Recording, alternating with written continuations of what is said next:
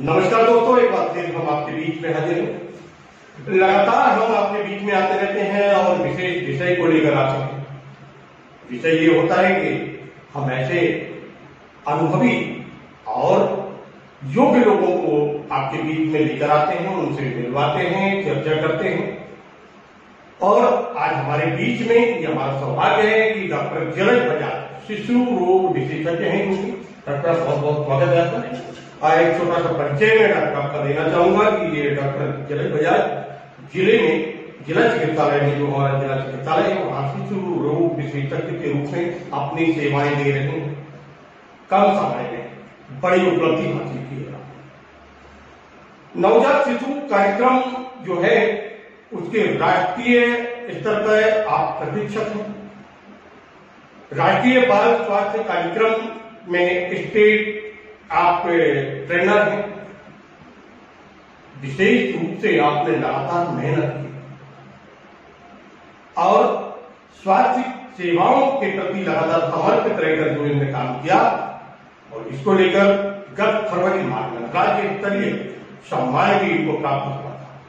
थोड़ा सा एक बार फिर आपका स्वागत।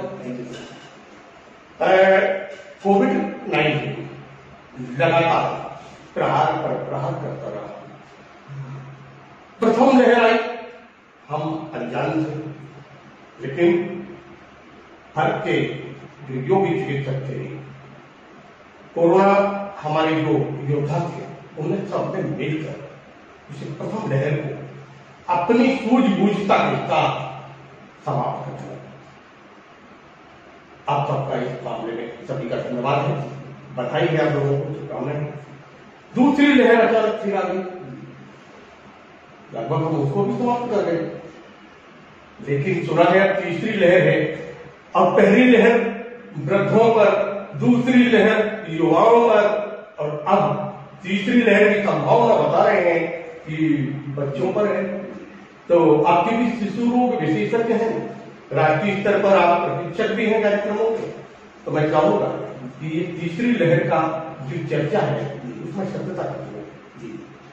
जैसा कि आपने बताया कि हमने सफलतापूर्वक पहली और दूसरी लहर को नियंत्रण करने में पूरे अपने हेल्थ वर्कर्स और टीम की वजह से सफलता पाई है, हम उस पर नियंत्रण कर पाए। अब जैसा कि हम सब जानते हैं, पहले दर्द अफेक्ट हुए, फिर कुछ थोड़े कम एज के लोग अफेक्ट हुए और तीसरी लहर में ऐसा समझा जा रहा है कि बच्चे अफेक्ट हो सकते हैं, क्योंकि अभी अपना कार्यक्रम जो चल रहा है उसमें हम 18 वर्ष के ऊपर के बच्चों को, बड़ों को टीकाकरण कर रहे हैं। तो उस हिसाब से ऐसा सोचा जा रहा है कि अब कौन बचेगा जिसपे वायरस जा सकता है। तो ऐसा लगता है कि 18 साल से छोटे लोग होंगे जिनको वो अफेक्ट कर सकता है, जिनको अभी वैक्सीन नहीं लगी। लेकिन मतलब इस तरह में अपन संपूर्ण सच्चाई नहीं मान सकते।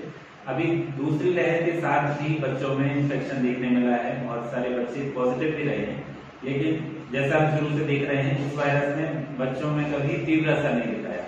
मतलब बच्चे अफेक्ट हुए हैं, बच्चों को इन्फेक्शन हुए हैं, लेकिन वो माइल्ड कैटेगरी में ही ठीक हो गया, बच्चों में निमोनिया नहीं हो रहा।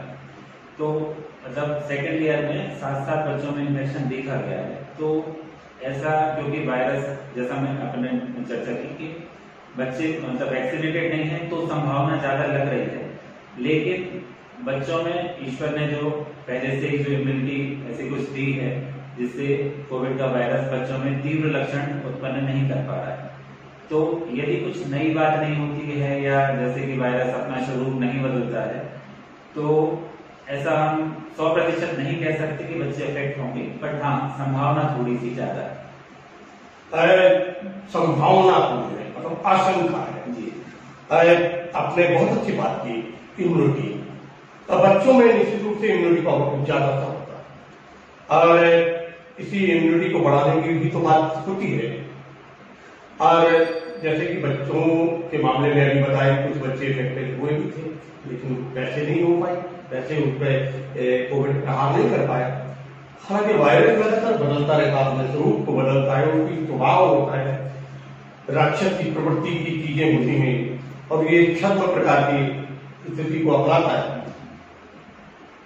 इसमें विशेष रूप से जैसे प्रकार आपने कहा कि ये हमारे आशंका है कि क्योंकि वैक्सीन 18 से ऊपर वाले को लग रही है और बच्चों उसके कम वालों को लगेगी, इसलिए हम ये संभावना बता रहे हैं।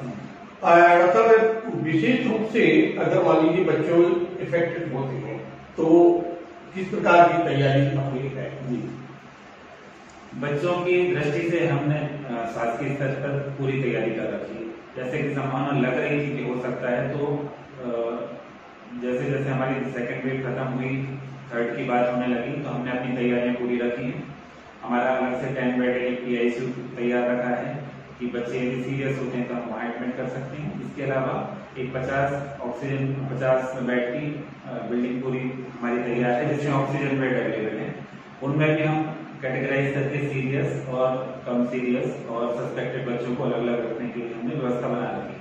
नवजात शिशु बच्चों के लिए हमारे पास SNCU पहले से है। जैसे कोई गर्भवती महिला यदि मतलब डिलीवरी होती है जो पॉजिटिव थी, तो उन बच्चों को हम पहले वहाँ रखते हैं, ऑब्जर्व करते हैं, फिर हम उनको जरूरत पड़ने पे यदि वो पॉजिटिव होते हैं तो PICU वाले या जहाँ पे हमने बच्चों का इंटेंसिव केयर बनाया है वहाँ उनको ट्रीट करेंगे। इसके अलावा हम कोशिश यही कर रहे हैं कि बड़े ज्यादा से ज्यादा वैक्सीनेट हो रहे हैं, तो बच्चों को इन्फेक्शन पहुंचना है बड़ों के थ्रू, यदि पहुंचा तो बड़े ही बाहर रहते हैं, वो ही घर आते हैं, तो यदि बड़ों को वैक्सीन लग जाता है तो फिर वही बात है कि सभी लोग यदि वैक्सीन लगवाते हैं तो बड़ों को इन्फेक्शन नहीं होगा, तो बच्चों को इन्फेक्शन पहुंचने की संभावना बहुत कम रहेगी। तो सुनो मित्रों, आपने की मतलब प्रशासन ने स्तर स्तर पे तैयारी कर दुश्मन को कमजोर नहीं समझ रहे। दुश्मन होता है, वो हमला करे ना करे, पर हमें सजग रहना, सतर्क रहना, और इसके लिए प्रशासन ने, स्वास्थ्य विभाग ने लगातार तैयारी करके रखी है। परंतु इसका मतलब यह नहीं है कि हम लापरवाह हो जाएंगे। लापरवाह बात मैंने इस बात से रखी कि हमें अभी आने वाले लगभग 6-7 महीने तक पूरी रूप से सजग रहना पड़ेगा। वही 2 गज दूरी, मास्क से जरूर, बार बार हाथों को धोना और वैक्सीन लगवाना। मतलब वैक्सीन की बात आपने की, पर वैक्सीन को लेकर लोगों में होता है। तो पहली बात तो मैं आपसे ये पूछना चाहूंगा कि वैक्सीन जो है, वैक्सीन एक शब्द है जी, आज भी लोग टीके को जानते तो हैं, लेकिन आखिर ये है क्या? तो मैं पहले नंबर तो आपसे यही पूछना चाहूंगा कि वैक्सीन यानी टीका, टीका आखिर ये है क्या? वैक्सीन को आप जैसे बच्चों में हम इतने सालों से वैक्सीनेशन करवा रहे हैं, बच्चा पैदा ही होता है तो हमारा BCG, पोलियो, हेपेटाइटिस वैक्सीन लगती है, तो उस तरह से हम सब लोग थोड़ा वैक्सीन शब्द से तो परिचित हैं कि बच्चों में हम बीमारियों से बचाने के लिए वैक्सीन लगाते रहते हैं। पर पहली बार ऐसा हो रहा है कि किसी वैक्सीन की बड़ों में लगाने की बात हो रही है, इसीलिए थोड़ा लोगों को भय, और फिर ऐसा लगा कि जल्दी वैक्सीन आ गई, कुछ ऐसा प्रसार में लगा कि जल्दी वैक्सीन बन गई, तो थोड़ा भय व्याप्त हुआ। जैसा कि आपने पूछा, तो वैक्सीन मतलब टीकाकरण वो पद्धति है जिसके द्वारा हम शरीर में इम्यूनिटी विकसित करते हैं। मतलब वो टीका हो सकता है कि जैसे हमने कुछ मरे हुए कीटाणु शरीर में डाल दिए, या फिर वो कीटाणु इतने कमजोर हो गए हैं कि बीमारी नहीं करा सकते, लेकिन वो हमारे शरीर की इम्यूनिटी को जगा देंगे। तो हमने जैसे मरे हुए कीटाणु हमारे शरीर में पहुंच गए, तो हमारे शरीर में सैनिक तैयार रहते हैं, तो शरीर को पता चल गया कि ऐसा कोई बाहरी व्यक्ति हमारे शरीर में प्रवेश कर सकता है, तो शरीर उसके प्रति इम्यूनिटी बना देता है। तो अब जब पहले से वो सैनिक जगे हुए हैं, वो पहचानने लगे कि ये कोई दुश्मन है, अब वो दोबारा जब सच में प्रवेश करेगा जिंदा, अभी तो हमने मरे हुए के रूप में वैक्सीन दे दी, अब वो जब जिंदा प्रवेश करेगा तो हमारा शरीर उनको पहचानता है कि ये कोई शत्रु है, इनको हमें शरीर में प्रवेश नहीं करने देना, तो वो इम्यूनिटी तैयार रहेगी। पहले लाइन के सैनिक होते हैं, दूसरी लाइन के, तो उनको बाहर ही रोक देंगे, तो शरीर में बीमारी आ नहीं पाएगी। और मान लो पहली लाइन क्रॉस कर ली, तो भी वो इतने कमजोर हो जाएंगे कि दूसरी लाइन पार नहीं कर पाएंगे, तो बीमारी होगी भी तो बहुत माइल्ड फॉर्म में होगी। जैसा कि हमने सेकंड वेव में भी देखा, जो वैक्सीनेटेड लोग थे उनको बीमारियां हुई, बहुत से डॉक्टर्स भी इफेक्ट हुए, लेकिन वो उनका कुछ बीमारी का फेज ज्यादा नहीं रहा या मृत्यु भी हुई। तो वैक्सीनेशन अपने आप में बहुत महत्वपूर्ण है, सभी को वैक्सीनेशन कराना बहुत जरूरी है। सुनो मित्रों, आपने बड़ी सरल शब्दों में जानकारी दी रखा है। WBC रूपी सैनिक होते हैं मनुष्य के शरीर में, और इन्हीं सैनिकों को ट्रेनिंग युद्ध लड़ने की कला या वैक्सीन सिखाती है। जब वैक्सीन आपके शरीर में जाती है, इनको WBC रूपी सैनिकों को युद्ध लड़ने की कला सिखाती है, और उसके बाद जब वास्तव में दुश्मन शरीर के अंदर प्रवेश कर जाते हैं तो फिर मारकर परास्त करके बाहर कर देते हैं। एक्वायर्ड इम्यूनिटी, इसको ही कैसे लगता है। इम्यूनिटी तो शरीर में होती है, एक्वायर्ड इम्यूनिटी, लेकिन धारणा है हार्ड इम्यूनिटी की कि ज्यादा लोग अफेक्टेड हो जाएंगे तो फायदा ऐसा नहीं। एक्वायर्ड इम्यूनिटी की जो आवश्यकता है इसलिए वैक्सीन आवश्यक है। ये बहुत बड़ी एक भ्रम फैला हुआ है वैक्सीन को लेकर कि वैक्सीन लगेगी ये हो जाएगा वो हो जाएगा। बुखार तो आता है जी, कई लोगों को आता है, बच्चों को भी आता है, पर वैक्सीन को लेकर अभी भ्रम है जी। जितना तेज गति से वैक्सीनेशन होना चाहिए उतना नहीं हो पा रहा है। तो मैं चाहूंगा कि आपकी तरफ से ऐसा कोई जानकारी, ताकि आम जनमानस को ये तो मालूम पड़े कि बीच में जो भ्रम है जी, तो वो भ्रम को दूर हम कर पाएंगे। जब वैक्सीन की शुरुआत हुई तो नॉर्मली अपने मीडिया में खबरों में आया कि वैक्सीन को बनाने में 5-7 साल 6 साल लगते हैं कि थोड़ी जल्दी बनाएंगे। तो एक भ्रम वहां से रहा, थोड़ा इमरजेंसी को देखते हुए जल्दी से उसका प्रोडक्शन करना पड़ा, थोड़े शॉर्ट ट्रायल्स में करना पड़ा, लेकिन वैक्सीन पूरी तरह सफल दिखी। 100% उसके रिजल्ट, मतलब ज्यादातर लोगों को वैक्सीन प्रभावी रही है और किसी को सिम्टम आए हैं तो वो माइल्ड रूप में आया।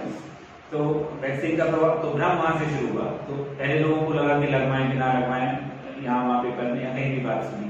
फिर दूसरी बात, अब दूसरी लहर के बाद भी भ्रम बना जब लोगों को लगा, कुछ ऐसे पेशेंट आए जिनको वैक्सीन लगी, उनको 1-2 दिन के अंदर ही वो ऐसा लगा कि कोविड से इन्फेक्शन हो गया। तो वो ऐसा, मतलब वो एक 2 बात एक साथ जुड़ गई। कभी कभी ऐसा हुआ कि उनको 1 दिन 2 दिन पहले इन्फेक्शन हो गया, सिम्टम नहीं आए, तो तभी वो वैक्सीन लगाने चले गए। उसके बाद उनको लक्षण अपीयर हुए तो लगा कि वैक्सीन का हो गया। दूसरा ये भी हुआ कि जब वैक्सीन लगाने गए उस समय वायरस बहुत इन्फेक्टिव था, तो वो भी क्राउड में चले गए। तो अब उस समय उनको नहीं था, लेकिन जिस दिन जब वो लगवाने गए, हो सकता कुछ उनमें से अफेक्टेड लोग रहे हों तो उन्होंने इन्फेक्शन पकड़ लिया। तो ये जैसे आजकल आसपास लोगों का सुनते हुए कि वो लगवाने गए उसके बाद उनको हो गया, तो इस तरह से भ्रम फैला, जबकि ये पूरी तरह निराधार है। मतलब वैक्सीन लगने के बाद से किसी को इन्फेक्शन हो जाए वैक्सीन की वजह से, ये पूरी तरह निरर्थक है, ऐसा कोई एविडेंस नहीं। मतलब वैक्सीन से बचाव कर रही है, किसी को इन्फेक्शन नहीं दे रही, क्योंकि वैक्सीन में जो वायरस अंदर जा रहा है वो तो मरा हुआ, वो बीमारी करा नहीं सकता, वो सिर्फ आपको इम्यूनिटी जगा सकता है जिससे आपको बचाव हो सकता है। इसलिए वैक्सीनेशन से संबंधित ये मिथ्स और जो गलत खबरें हैं उनसे हमें दूर रहना है। सभी को वैक्सीन जरूर लगवाना है। और अब तो ये जो हमारी लैक्टेटिंग मदर्स हैं, जो बच्चों को दूध पिला रही हैं, उनको भी अनुमति मिल रही है लगवाने की। तो जैसे जैसे और स्टडी होती जा रही है, सब लोगों में सेफ पाया जा रहा है, हो सकता है जब गर्भवती महिला में अनुमति मिल जाएगी।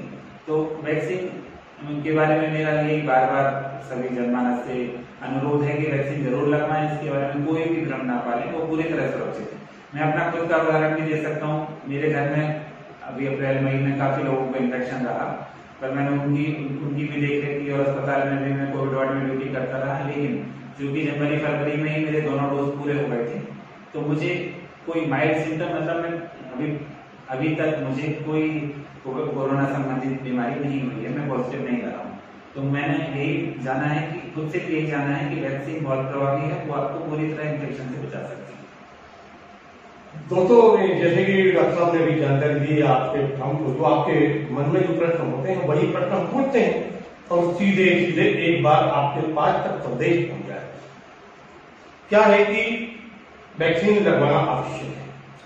वैक्सीन के पीछे फैला हुआ भ्रम जो डॉक्टर ने बताया कि ये भ्रम था, और भ्रम का कारण जो था वह भी उन्होंने स्पष्ट रूप से बता दिया कि कोई इन्फेक्टेड कोई व्यक्ति रहा, कहीं कोई थोड़ा बहुत संक्रमण उसके शरीर में रहा और उसने सीधे जाके वैक्सीन लगवा ली। अब वैक्सीन लगवा ली तो वैक्सीन ने अपना काम किया, साथ में कोविड ने अपना काम किया और फिर बदनाम हुई वैक्सीन, जबकि वैक्सीन भारत के वैज्ञानिकों ने बनाई। भारत के वैज्ञानिकों के ऊपर हमें भरोसा करना चाहिए, क्योंकि पूरा विश्व भरोसा कर रहा है। सबसे पहले हम वैक्सीन बनाने में सफल, और इतने कम समय में। तो ये जो पहले समय लगता था, तो इसलिए थोड़ा सा जो भ्रम था, कम समय में हमारे वैज्ञानिक, योग्य वैज्ञानिक भारत के और भारत सरकार पर, हमारे चिकित्सकों पर भरोसा करना हमें अति आवश्यक है। अच्छा, जैसे कि आपको पता है धात्री महिलाएं यानी जो बच्चों को दूध पिलाती है, स्तनपान कराती है, उन महिलाओं को भी हम वैक्सीन अब लगाएंगे। कुछ समय बाद ऐसा भी होने वाला है, गर्भवती महिलाओं को भी हम वैक्सीन लगाएंगे। तैयारियां चल रही होंगी, बच्चों को लेकर भी तैयारियां कुछ चल रही है, हर जगह पे तैयारियां चल रही हैं और आने वाले समय में शायद वहां भी हम स्थिति में जो भी होगी हमारे सब ठीक ठाक हो जाएगा।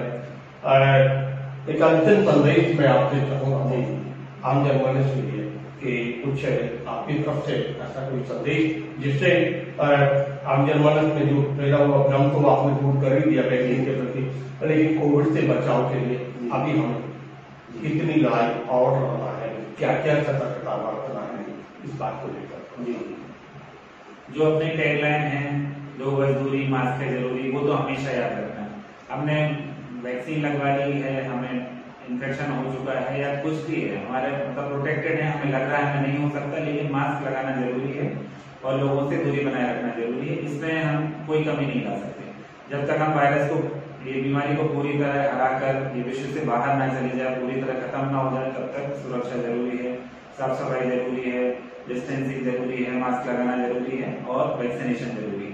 एक बच्चों से संबंधित मैं अलग से ये जानकारी देना चाहूंगा। जैसे लैक्टेटिंग मदर की हम बच्चे जो माएँ दूध पिलाती हैं, उनमें बहुत लोगों में शंका है कि अब वैक्सीन लगा है या नहीं लगा है, या वो पॉजिटिव रही है तो दूध पिलाना चाहिए कि नहीं पिलाना चाहिए। तो ये एक महत्वपूर्ण जानकारी है कि माँ का दूध हमेशा सर्वोत्तम होता है, वो कभी किसी बीमारी का कारण नहीं हो सकता। वो ईश्वर ने जो अमृत तुल्य में दूध माँ को दिया है, वो बच्चे को हमेशा मिलना चाहिए। बस यदि कोई माँ प्रभावित है और बच्चा साथ में, तो ऐसा लगेगा वो पास में आएगी, लेकिन माँ का दूध मिलना जरूरी है। तो फिर वही प्रक्रिया है कि हम पूरा प्रिकॉशन रखें, मास्क लगाएं, डबल मास्क लगाएं और माँ बच्चे को दूध पिलाने के बाद अलग कमरे में हम बच्चे को रख सकते हैं, लेकिन माँ को दूध जरूर पिलाना है।